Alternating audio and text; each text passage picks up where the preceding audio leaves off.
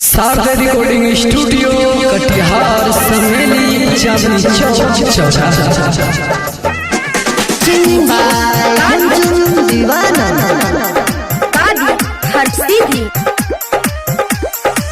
दिलवा पे बैठ के तो कर ललही घाट के हमरा के छोड़ गईले दूसरा के साथ के बोला ना किया के भी दिलवा पे बैठ के तो कर ललही घाट के हमरा के छोड़ गईले दूसरा के साथ के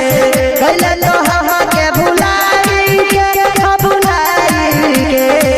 हमरा के छोड़ देली के सफर में हर जइबो फसरी लगाई के हमरा के छोड़ देली के सफर में हर जइबो फसरी लगाई के ए जा मत कर बाबा ऐसे मत कर ए जा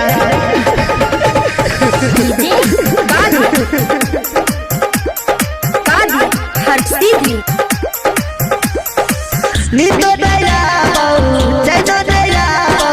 पाई के अच्छा तो मौका के जान किया धोखा कोई लगे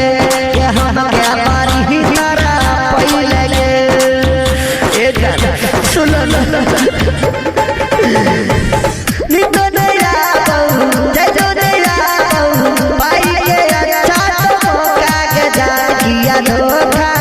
कोई लगे के हम क्या मारी ही तारा कोई लगे कहजियो हमरा के छोड़ देली बिया सफर में हर जइबो फसरी लगाई के हमरा के छोड़ देली बिया सफर में हर जइबो फसरी लगाई के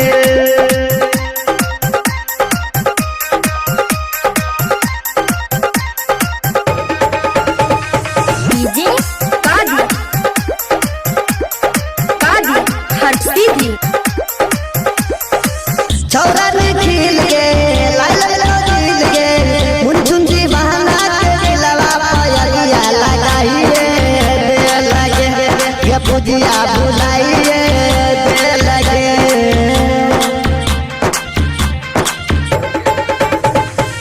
छौरा खिल के